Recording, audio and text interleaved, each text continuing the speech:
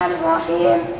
الحمد لله رب العالمين والصلاة والسلام على سيد الأنبياء والمرسلين اما بعد ہم شنایقی کے پروانے شعلوں سے محبت کرتے ہیں شنایقی کے پروانے شعلوں سے محبت کرتے ہیں اے عزیز ہماری راہ سے ہٹ ہم موت کی عزت کرتے ہیں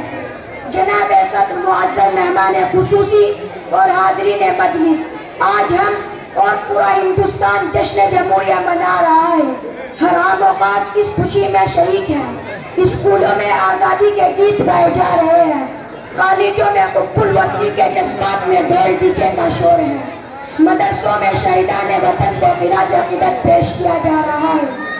گلی چوراہوں پر جنگ آزادی کی باتیں ہو رہی ہیں لال قلعے پر ہندوستانی پرچم لہرا رہا ہے عدالت و آئینی اداروں سرکاری عمارتوں اور پرائیویٹ کمپنیوں میں جھنڈوں کو سلامی دی جا رہی ہے غرض ہے کہ آج پورا ہندوستان اس میں رہنے والا ہر بچہ بوڑھا اور جوان خوشی و مسرت سے جھوم رہا ہے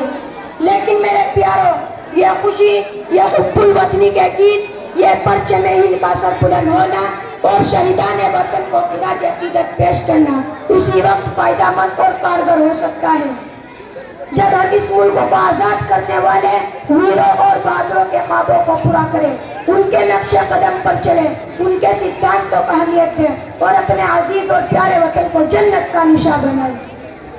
میرے ساتھیوں مہاتما گاندھی نے ملک کو اس لیے آزاد کرایا تھا کہ ہم سب مل کر بغیر کسی بھید بھاؤ کے پیار و محبت کے ساتھ اپنے ملک کو ترقی دیں حافظ تعمیر شہر نے بالا کوٹ کی پہاڑیوں پر انگریز سے لڑتے ہوئے اس لہجہ میں شہادت نوش کیا تھا کہ ہمارا ہندوستان پوری دنیا میں چمکے گا اور یہاں رہنے والا ہر شخص آزاد و خود مختار ہوگا بھگت سنگھ نے بول اس لیے کھائی تھی کہ ہندوستانی آزادی اور اپنی مرضی کے مطابق زندگی گزار سکے مولانا محمود حسن دیوبندی انگریزوں کے سامنے اس لیے ڈٹ گئے تھے تاکہ برادران وطن کے ساتھ مسلمان بھی اپنے عقیدے کی آزادی اور مذہب و تعلیم کی خود مختاری کے ساتھ اس ملک میں زندہ رہ سکیں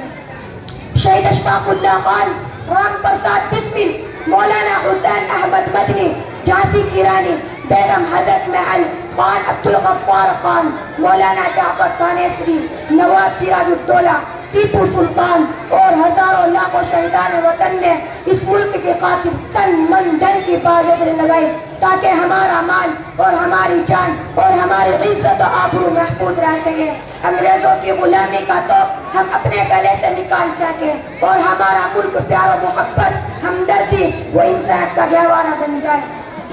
اس لیے آج بھی اس بات کی ضرورت ہے کہ ہم اپنے ملک کے بارے میں سوچیں اپنی سماج کی فکر کریں آپسی بھید بھاؤ ختم کریں ایک دوسرے کے دشمنی اور تعصب کا جنازہ نکال دیں ذات پات کے نام پر دین دھرم کے نام پر لڑائی اور جھگڑوں کے بازار گرم نہ کریں تبھی ہم ترقی کریں گے اور ہمارا ملک ترقی کرے گا اس پیارے وطن کی خاطر اپنی جانوں کا نذرانہ پیش کرنے والے شہیدوں کے روحوں کو سکون ملے گا اور ان کے خواب شرمندہ تعبیر ہوں گے یہی ان عظیم شہیدوں کی ان عظیم شہید سپوتوں کو سچی شردانجلی ہے یہی ان عظیم شہیدوں کو خراج عقیدت ہے اللہ ہماری اور ہمارے ملک کی اور یہاں رہنے والے تمام لوگوں کی حفاظت فرمائے اور میں ان دو شعروں کے ساتھ اپنی تقریر ختم کرتا ہوں دل سے نکلے گی نہ مر کر بھی وطن کی الفت دل سے نکلے گی نہ مر کر بھی وطن کی الفت میری مٹی سے بھی خوشبو وفا آئے گی اور سارے جہاں سے اچھا ہندوستہ ہمارا ہم بلبلیں ہیں اس کی یہ گلستہ ہمارا وآخر دعوانا الحمدللہ رب العالمین